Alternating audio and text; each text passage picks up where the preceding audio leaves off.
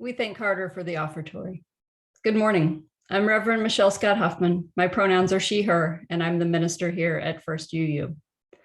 I'm with you today by pre-recorded video because as you watch this, I'm hopefully on a flight to Puerto Rico, where I'll be on a global awareness trip with a small group of undergraduate fellows.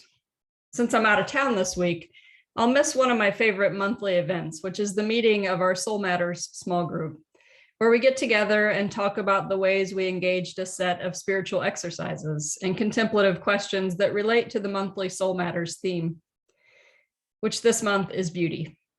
If you haven't engaged with the Soul Matters small group yet, you should definitely get in on the next round, which I believe will begin in the fall. In the meantime, I want to start this conversation with a prompt from one of the spiritual exercises in this month's packet. It's called The Story of the Most Beautiful Thing.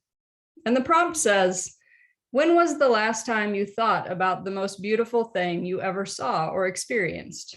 For this exercise, simply remember it and bring the story of it to your group. Why? Because sharing our stories of beauty helps us to hold on to them. And sharing it with others helps them hold on to theirs. Now, I've seen a lot of beautiful things in my life. My children at their birth, incredible art and architecture in a host of places. And I've been to Hawaii several times where sometimes the beauty just overpowers you and takes your breath away. But when I read the prompt for this spiritual exercise, none of those things came to mind.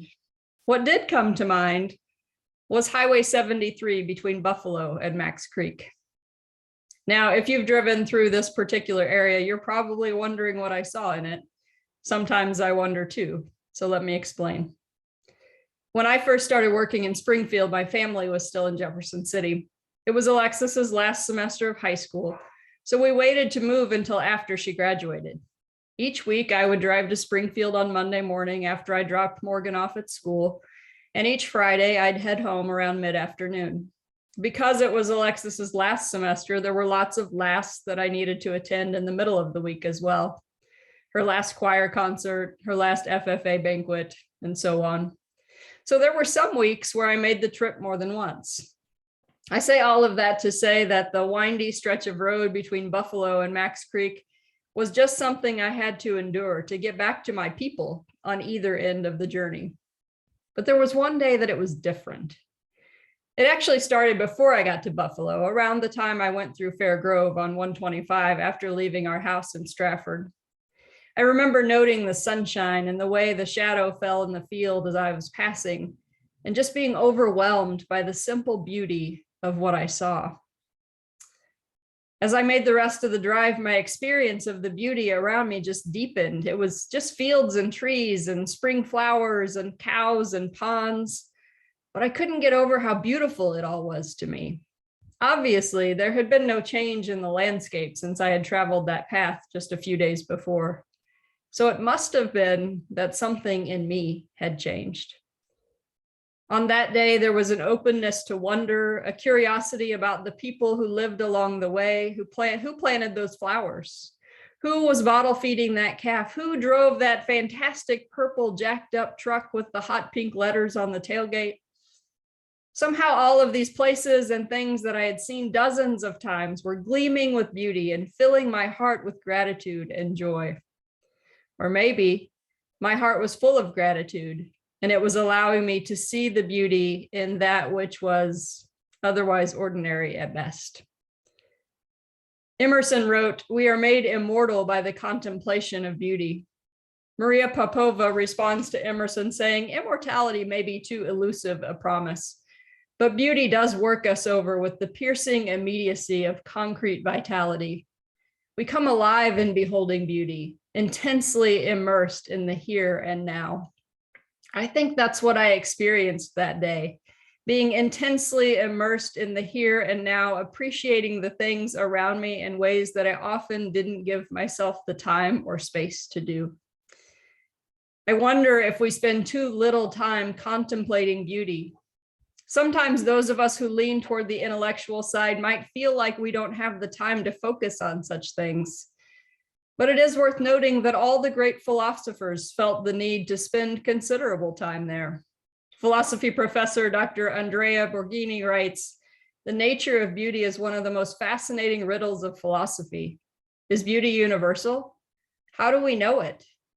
Nearly every major philosopher has engaged with these questions. How can we predispose ourselves to embrace beauty?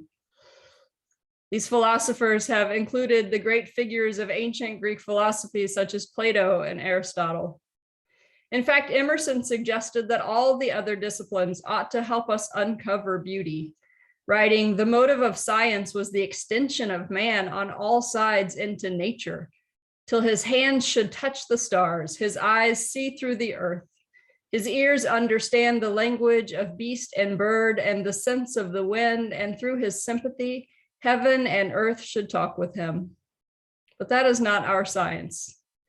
These geologies, chemistries, astronomies seem to make wise, but they leave us where they found us. As a minister, there is nothing that sounds worse to me than becoming wise, but being left where we were found. Religious practice, or spiritual formation, if you prefer, is all about transformation, about entering some moment or experience of exploration to learn more about ourselves, about others around us, and about the world we live in. And when we begin to get this insight, we can't help but be transformed. Well, okay, some of us can help it, and we do, because we're just certain that there's nothing left to learn. But for the most part, when we engage the world around us with openness and wonder, we come out different. Thomas Troger writes about the difficult relationship between religion and beauty. He speaks out of a sense of sadness that sometimes religion, particularly his own, which was Christianity, has a limiting, if not negative, relationship with the concept of beauty. He says the lack of a theology of beauty, both of beauty in general and of divine beauty in particular, follows in part from fear and suspicion of the question, expressed in pejorative terms like aestheticism and elitism. Even those who have widened their concept of beauty to include moral and spiritual beauty have often failed to relate these to natural and artistic beauty, and so have tended to depreciate the latter as being transitory or as restricted to what is bodily. I wonder if to close ourselves off to beauty is to limit the possibilities of both our mind and spirit, whether it be out of fear and suspicion, or out of our sense that to consider beauty is folly, or out of the bitterness of difficult life experience that has shaded gray the lenses through which we see the world. One of the questions in the Soul Matters packet this month is, what if beauty isn't something we encounter, but something we become? That is not to say, I don't think anyway, that in this process we become beautiful to others, though arguably people who see the beauty everywhere they look do have a certain glow about them. But it is to say that in the process of opening ourselves to it, we become beholders of beauty. The moment of perspective this morning spoke about the ways that we take in beauty through our senses. AJ reminded us that our senses often help us experience the beauty of the world around us, noting that as you use our seventh principle and our sixth source remind us that we are interconnected to nature and the wider world. They encouraged us to celebrate that connection and honor all the ways our senses help us take in the beauty around us. I wonder if we might all just take a moment to take a deep breath and focus on something beautiful right where you are, whether that's in the sanctuary or in your home. Do that now.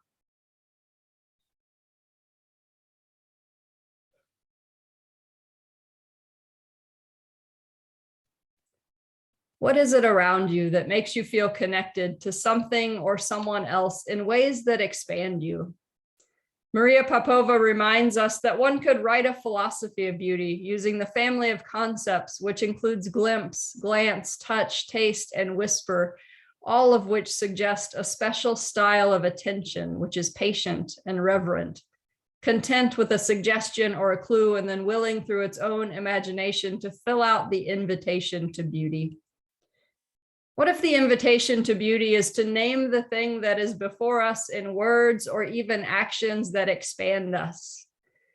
that help us touch the stars, to invoke Emerson again. Irish poet and philosopher John O'Donohue wrote and spoke volumes on beauty. He insisted on beauty as a human calling. Sometimes I think of a calling as an invitation on steroids.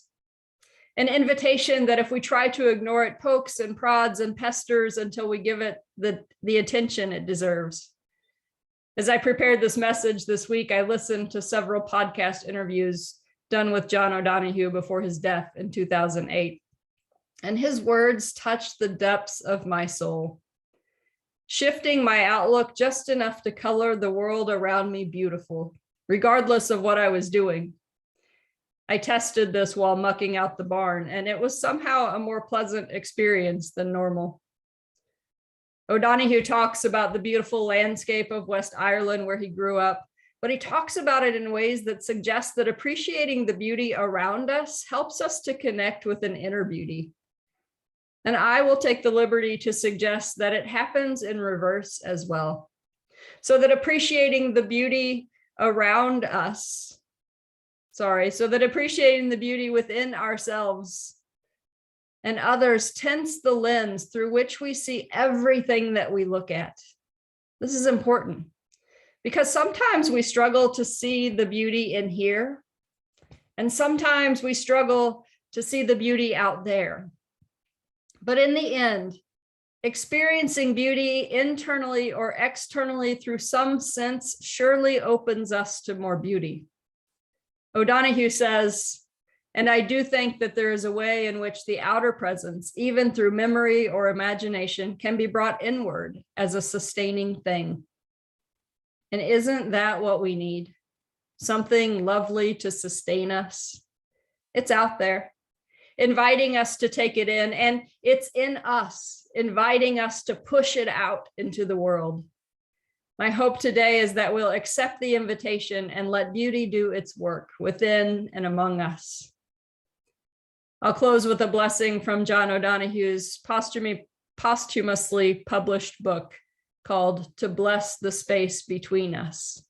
This blessing is called For the Senses. May the touch of your skin register the beauty of the otherness that surrounds you. May your listening be attuned to the deeper silence where sound is honed to bring distance home. May the fragrance of a breathing meadow refresh your heart and remind you, you are a child of the earth. And when you partake of food and drink, may your taste quicken to the gift of sweetness that flows from the earth. May your inner eye see through the surfaces and glean the real presence of everything that meets you.